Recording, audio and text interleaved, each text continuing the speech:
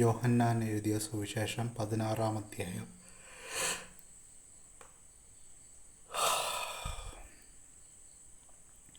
നിങ്ങൾക്ക് ഇടർച്ച ഉണ്ടാകാതിരിക്കേണ്ടതിനാണ് ഞാൻ ഇതെല്ലാം നിങ്ങളോട് പറഞ്ഞത്.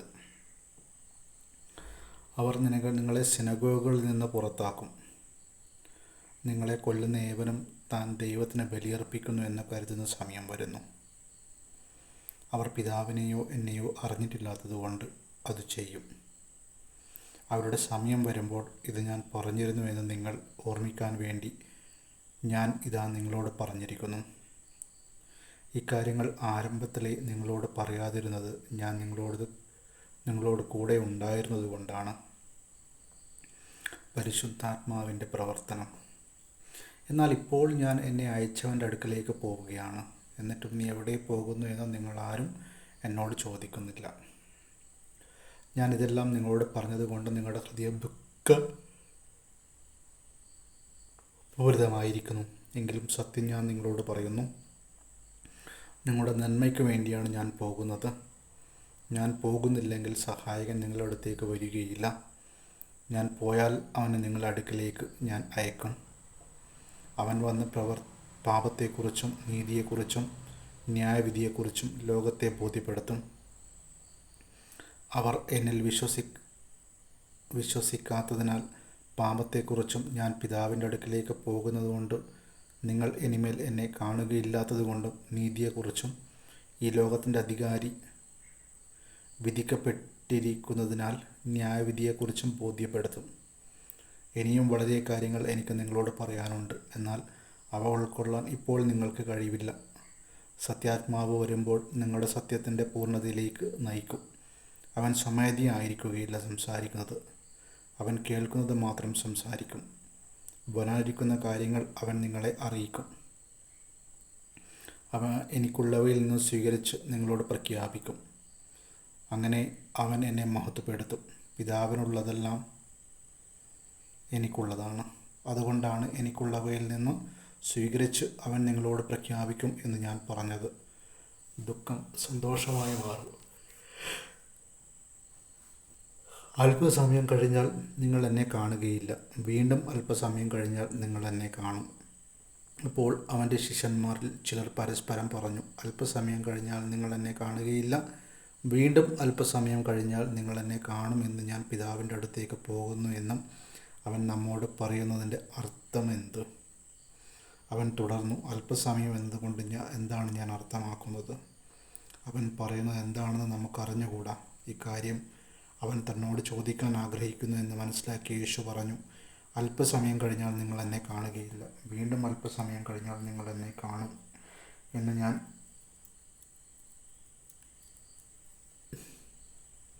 പറഞ്ഞതിനെപ്പറ്റി നിങ്ങൾ പരസ്പരം ചോദിക്കുന്നുവോ? സത്യം സത്യമായി ഞാൻ നിങ്ങളോട് പറയുന്നു, നിങ്ങൾ കരയുകയും വിലപിക്കുകയും ചെയ്യും, എന്നാൽ ലോകം സന്തോഷിക്കും. നിങ്ങൾ ദുഃഖിതരാകും, എന്നാൽ നിങ്ങളുടെ ദുഃഖം സന്തോഷമായി മാറും. സ്ത്രീക്കും പ്രസവവേദന ആരംഭിക്കുമ്പോൾ അവളുടെ സമയം വന്നതുകൊണ്ട് അവൾക്ക് ദുഃഖമുണ്ടാകുന്നു. എന്നാൽ ശിശുവിനെ പ്രസവിച്ചു കഴിയുമ്പോൾ ഒരു മനുഷ്യൻ ലോകത്തിൽ ജനിച്ചതുകൊണ്ടുള്ള സന്തോഷം നിമിത്തം ആ വേദന പിന്നീടൊരിക്കലും അവൾ ഓർക്കുന്നില്ല. അതുപോലെ ഇപ്പോൾ നിങ്ങൾ ദുഃഖിതരാണ്, എന്നാൽ ഞാൻ വീണ്ടും നിങ്ങളെ കാണും. അപ്പോൾ നിങ്ങളുടെ ഹൃദയം സന്തോഷിക്കും. നിങ്ങളുടെ ആ സന്തോഷം ആരും നിങ്ങളിൽ നിന്ന് എടുത്തു കളയുകയുമില്ല. അന്ന് നിങ്ങൾ എന്നോട് ചോദിക്കുകയില്ല. സത്യം സത്യമായി ഞാൻ നിങ്ങളോട് പറയുന്നു, നിങ്ങൾ എൻ്റെ നാമത്തിൽ പിതാവിനോട് ചോദിക്കുന്നത് എന്തും അവിടുന്ന് നിങ്ങൾക്ക് നൽകും. ഇതുവരെ നിങ്ങൾ എൻ്റെ നാമത്തിൽ ഒന്നും തന്നെ ചോദിച്ചിട്ടില്ല. ചോദിക്കുവിൻ, നിങ്ങൾക്ക് ലഭിക്കും. അതുമൂലം നിങ്ങളുടെ സന്തോഷം പൂർണ്ണമാവുകയും ചെയ്യും. ഞാൻ ലോകത്തെ ജയിച്ചിരിക്കുന്നു. ഉപമകൾ വഴിയാണ് ഇതെല്ലാം ഞാൻ നിങ്ങളോട് പറഞ്ഞത്. ഉപമകൾ വഴിയല്ലാതെ ഞാൻ നിങ്ങളോട് സംസാരിക്കുന്ന സമയം വരുന്നു. അപ്പോൾ പിതാവിനെപ്പറ്റി സ്പഷ്ടമായി ഞാൻ നിങ്ങളെ അറിയിക്കും. അന്ന് നിങ്ങൾ എൻ്റെ നാമത്തിൽ ചോദിക്കും. ഞാൻ നിങ്ങൾക്ക് വേണ്ടി പിതാവിനോട് പ്രാർത്ഥിക്കാമെന്ന് പറയുന്നില്ല, കാരണം പിതാവ് തന്നെ നിങ്ങളെ സ്നേഹിക്കുന്നു.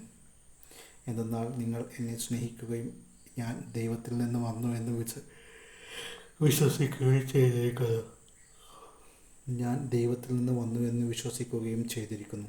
ഞാൻ പിതാവിൽ നിന്ന് പുറപ്പെട്ടു ലോകത്തിലേക്ക് വന്നു. ഇപ്പോൾ വീണ്ടും ലോകം വിട്ട് പിതാവിൻ്റെ അടുക്കലേക്ക് പോകുന്നു. അവൻ്റെ ശിഷ്യന്മാർ പറഞ്ഞു, ഇപ്പോൾ ഇതാ സ്പഷ്ടമായി സംസാരിക്കുന്നു, ഉപമയൊന്നും പറയുന്നുമില്ല. നീ എല്ലാ കാര്യങ്ങളും അറിയുന്നു എന്നും ആരും നിന്നോട് ചോദിക്കേണ്ട ആവശ്യമില്ലെന്നും ഇപ്പോൾ ഞങ്ങൾ മനസ്സിലാക്കുന്നു. നീ ദൈവത്തിൽ നിന്ന് വന്നു എന്നും ഇതിനാൽ ഞങ്ങൾ വിശ്വസിക്കുന്നു. യേശു ചോദിച്ചു, ഇപ്പോൾ നിങ്ങൾ വിശ്വസിക്കുന്നുവോ? എന്നാൽ നിങ്ങൾ ഓരോരുത്തരും താങ്കളുടെ വഴിക്ക് ചിതറിക്കപ്പെടുകയും എന്നെ ഏകനായി വിട്ടുപോവുകയും ചെയ്യുന്ന സമയം വരുന്നു. അല്ല, അത് വന്നു കഴിഞ്ഞു. എങ്കിലും ഞാൻ ഏകനല്ല, കാരണം പിതാവ് എന്നോട് കൂടെയുണ്ട്. നിങ്ങൾ എന്നിൽ സമാധാനം കണ്ടെത്തേണ്ടതിനാണ് ഞാനിത് നിങ്ങളോട് പറഞ്ഞത്. ലോകത്തിൽ നിങ്ങൾക്ക് ഞെരുക്കമുണ്ടാകും, എങ്കിലും ധൈര്യമായിരിക്കുവിൻ, ഞാൻ ലോകത്തെ കീഴടക്കിയിരിക്കുന്നു. ഇത്രയും പറഞ്ഞതിന് ശേഷം യേശു സ്വർഗത്തിലേക്ക് കണ്ണുകൾ ഉയർത്തി പ്രാർത്ഥിച്ചു, പിതാവേ, സമയമായിരിക്കുന്നു. പുത്രൻ അവിടുത്തെ മഹത്വപ്പെടുത്തുകയും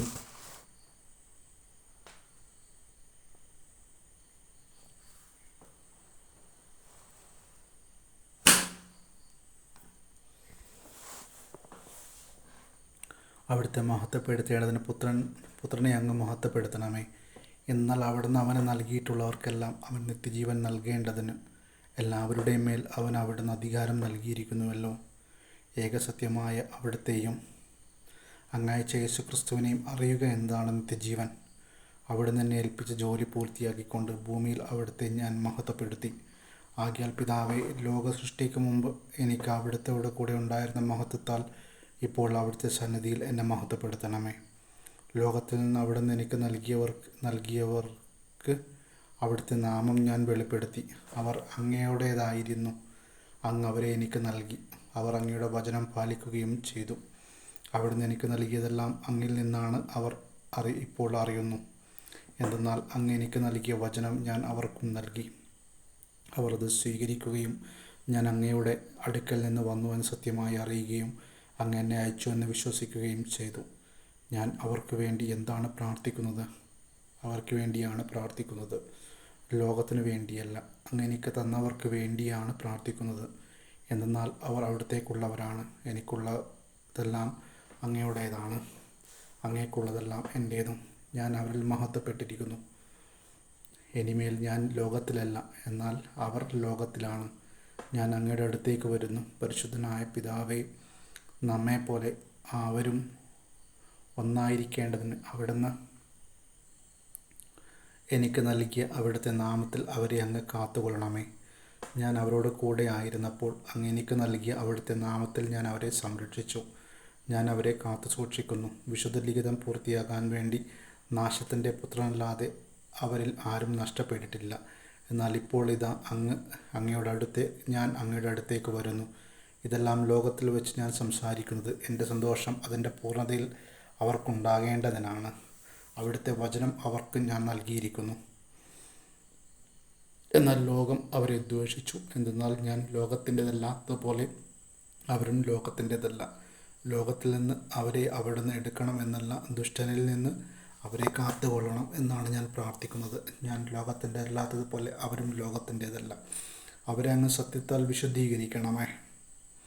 അവിടുത്തെ വചനമാണ് സത്യം. അങ്ങനെ ലോകത്തിലേക്ക് അയച്ചതുപോലെ ഞാനും അവരെ ലോകത്തിലേക്ക് അയച്ചിരിക്കുന്നു. അവരും സത്യത്താൽ വിശുദ്ധീകരിക്കപ്പെടേണ്ടതിന് അവർക്ക് വേണ്ടി ഞാൻ എന്നെ തന്നെ വിശുദ്ധീകരിക്കുന്നു. അവർക്ക് വേണ്ടി മാത്രമല്ല, അവരുടെ വചനം മൂലം എന്നിൽ വിശ്വസിക്കുന്നവർക്ക് വേണ്ടി കൂടിയാണ് ഞാൻ പ്രാർത്ഥിക്കുന്നത്. അവരെല്ലാവരും ഒന്നായിരിക്കാൻ വേണ്ടി പിതാവേ, അങ്ങയിലും ഞാൻ അങ്ങയിലും ആയിരിക്കുന്നത് പോലെ അവരും നമ്മിലായിരിക്കുന്നതിനും അങ്ങേ അവിടുന്ന് എന്നെ അയച്ചിരിക്കുന്നതെന്ന് ലോകം അറിയുന്നതിനും വേണ്ടി ഞാൻ പ്രാർത്ഥിക്കുന്നു. നാം ഒന്നായിരിക്കുന്നത് പോലെ അവരും ഒന്നായിരിക്കുന്നതിന് അങ്ങ് എനിക്ക് തന്നെ മഹത്വം അവർക്ക് ഞാൻ നൽകിയിരിക്കുന്നു. അവർ പൂർണ്ണമായും ഒന്നാകേണ്ടതിന് ഞാൻ അവരിലും അവിടുന്ന് എന്നിലും ആയിരിക്കുന്നു. അങ്ങനെ അങ്ങ് എന്നെ അയച്ചുവെന്നും അങ്ങ് എന്നെ സ്നേഹിച്ചതുപോലെ തന്നെ അവരെയും സ്നേഹിച്ചുവെന്നും ലോകം അറിയട്ടെ. പിതാവേ, ലോകസ്ഥാപനത്തിന് മുമ്പ് എന്നോടുള്ള അവിടുത്തെ സ്നേഹത്താൽ അങ്ങ് എനിക്ക് മഹത്വം നൽകി. അങ്ങ് എനിക്ക് നൽകിയവരും അത് കാണാൻ ഞാൻ ആയിരിക്കുന്നിടത്ത് എന്നോടുകൂടെ ആയിരിക്കണമെന്നും ഞാൻ ആഗ്രഹിക്കുന്നു. നീതിമാനായ പിതാവേ, ലോകം അങ്ങേ അറിഞ്ഞിട്ടില്ല, എന്നാൽ ഞാൻ അങ്ങേ അറിഞ്ഞിരിക്കുന്നു. എന്നെ അവിടുന്നാണ് അയച്ചതെന്ന് ഇവരും അറിഞ്ഞിരിക്കുന്നു.